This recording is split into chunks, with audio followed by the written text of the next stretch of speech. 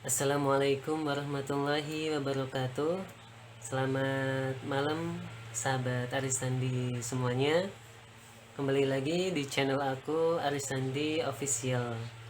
Maaf nih guys, baru bisa bikin video lagi karena memang beberapa hari sebelumnya ini memang sibuk di ada kegiatan akademik, kemudian kegiatan yang lain lah seperti itu.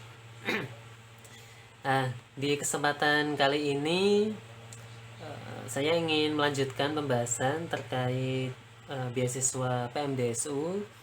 Nah, ini ada kabar gembira bagi kalian calon pendaftar beasiswa PMDSU karena tahun depan 2021 beasiswa PMDSU batch 6 akan dibuka kembali. Itu kalau kalian belum dapat informasinya, kalian boleh DM aku atau komentar di channel aku. Nanti nanti saya akan share panduan untuk yang batch 6 seperti itu. Nah, sebelum ke pembahasan yang PMD batch 6, mungkin nanti aku akan bikin video khusus untuk pembahasan PMD batch 6. Untuk video kali ini aku ingin menjawab beberapa pertanyaan dari kalian yang sebelumnya bertanya terkait syarat-syarat, khususnya syarat-syarat pelamaran beasiswa PMDSU. Sebelumnya ada yang nge-DM aku di Instagram, kemudian juga ada yang komentar di channel YouTubeku di video khusus PMDSU sebelumnya.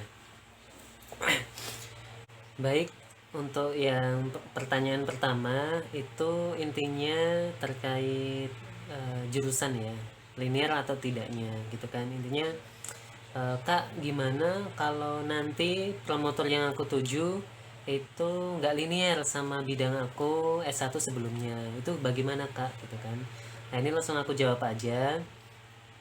Sebenarnya nggak masalah kalaupun nggak linear, tapi yang harus teman-teman ketahui, teman-teman harus lebih ekstra kerja keras nantinya ke depan untuk bisa mengimbangi riset yang mungkin akan menjadi hal baru dan bidang baru buat teman-teman, karena eh, teman-teman yang ingin daftar yang bukan linear pada apa eh, yang nggak linear sama riset atau bidang S1 sebelumnya, kalian harus lebih ekstra kerja keras gitu kan, harus menunjukkan eh, kalian itu bisa ke promotor gitu kan, kalian itu mampu meskipun nggak linear.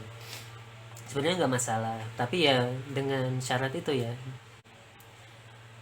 karena juga teman-teman juga nanti ada kewajiban publikasi jurnal kan, publikasi jurnal internasional minimal eh, dua itu gitu kan, yang wajib dua dua jurnal internasional, sehingga kalau kalau nggak apa namanya nggak linear itu sebenarnya memang agak berat gitu kan, dan bisa juga akan memberatkan teman-teman juga karena nggak linear.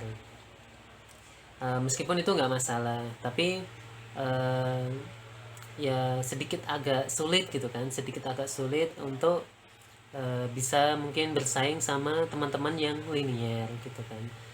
Saranku tetap teman-teman harus sebisa mungkin cari promotor yang linear dengan bidang teman-teman saat S1 sebelumnya, karena itu akan membantu teman-teman nanti penelitian, kemudian diskusi sama calon promotor, kemudian juga untuk publikasi jurnal, dan kemungkinan teman-teman diterima juga lebih besar gitu kan presentasinya dibanding teman-teman daftar di promotor yang bidangnya nggak linear sama bidang teman-teman sebelumnya saat S1. Itu kemungkinan ya sedikit kecil lah diterimanya, karena ya itu karena kurang linear, meskipun nggak masalah ya gitu kan, nggak masalah, tapi secara aku pribadi menyarankan teman-teman itu sebisa mungkin cari promotor yang selinier mungkin, meskipun nggak linear ya nyerempet-nyerempet sedikit nggak masalah, tapi ya diusahakan selinier mungkin. Selain juga menguntungkan teman-teman, dan itu juga mempermudah teman-teman nanti penelitian saat S2 dan S3 gitu ya. Yang pertanyaan pertama. Terus untuk yang pertanyaan kedua itu terkait umur. Kak, gimana kalau umurnya 24 tahun lebih beberapa bulan gitu kan? Bisa mendaftar nggak ya gitu. Em, itu kan di panduan PMDSU itu kan ditulis maksimal 24 tahun. Nah, sepengalaman saya itu nggak masalah. Jadi waktu itu saya juga mendaftar, umur saya itu pas 24 tahun lebih beberapa bulan. Kalau nggak salah itu lebih 5 bulan atau 6 bulan. Dan alhamdulillah juga diterima gitu kan. Jadi untuk pertanyaan kedua nggak masalah, umur lebih dari 24 tahun beberapa bulan nggak masalah, karena yang dicantumin di buku panduan PMDSU itu kan hanya dicantumin maksimal 24 tahun, tidak ada tambahan berapa bulan seperti itu. Jadi bagi teman-teman yang umurnya 24 tahun lebih sedikit atau mungkin lebih banyak, tapi asal jangan sampai 25 tahun, itu masih boleh daftar gitu ya. Tapi jangan sampai udah 25 tahun, nah itu udah nggak bisa. Itu yang untuk pertanyaan kedua. Kemudian yang pertanyaan ketiga ini terkait TOEFL ya, TOEFL dan non profesi gitu kan. Uh, Apakah TOEFL itu nggak menjadi syarat untuk pendaftaran PMDSU Kak gitu kan, tadi kemarin komentar di channel aku seperti itu. Untuk TOEFL sebenarnya itu nggak jadi syarat bagi kalian yang mendaftar beasiswa PMDSU, karena PMDSU hanya menyaratkan beberapa dokumen ya, yang nanti teman-teman bisa lihat di video aku sebelumnya itu kan, yang terkait bahas khusus PMDSU. TOEFL itu hanya digunakan nanti ketika teman-teman daftar di pasca sarjananya, bukan di beasiswa PMDSU-nya. Jadi kan kalau di pasca sarjana itu kan mensyaratkan beberapa dokumen, diantaranya ya itu TOEFL dan TPA gitu kan. Jadi teman-teman juga tetap menyiapkan gitu kan, menyiapkan TOEFL dan TPA untuk daftar di pasca sarjananya. Untuk PMDSU, untuk beasiswa PMDSU memang nggak membutuhkan, tapi kan teman-teman butuh untuk mendaftar di pasca sarjananya. Selain itu juga mungkin promotor juga kadang meminta gitu kan, meminta TOEFL atau TPA kita gitu kan, tapi itu tergantung promotor kita, calon promotor kita butuh TOEFL apa enggak gitu kan. Tapi kalau pasca sarjana pasti itu sebagai syarat ya masuk di pasca sarjana kalian gitu, seperti itu guys. Jadi tetap butuh ya untuk yang di pasca sarjana itu. Kemudian pertanyaan terkait non profesi itu apa sih Kak gitu kan. Jadi kan untuk beasiswa PMDSU ini sebelumnya kan memang dibagi menjadi dua ya, untuk profesi dan non profesi. Nah, untuk yang non profesi itu yang biasa, yang reguler biasa, seperti mahasiswa non kedokteran, non farmasi gitu kan.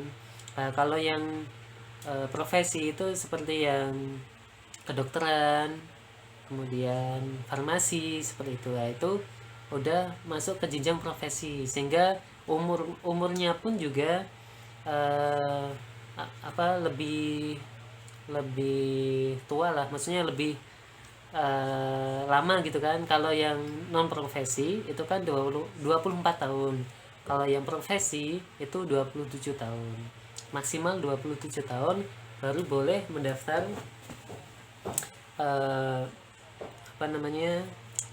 PMDSU. Jadi maksimal 27 tahun, lebih dari 27 tahun itu nggak boleh daftar beasiswa PMDSU seperti itu. Jadi yang jurusan, baik kalian yang jurusan kedokteran, kemudian yang farmasi, yang ngambil profesi gitu kan. Uh, Usia maksimal yang teman-teman masih bisa boleh daftar PMDSU itu maksimal 27 tahun menurut panduan PMDSU sebelumnya, seperti itu ya guys. Nah, itu beberapa pertanyaan yang ditanyakan teman-teman di channel aku dan DM aku seperti itu.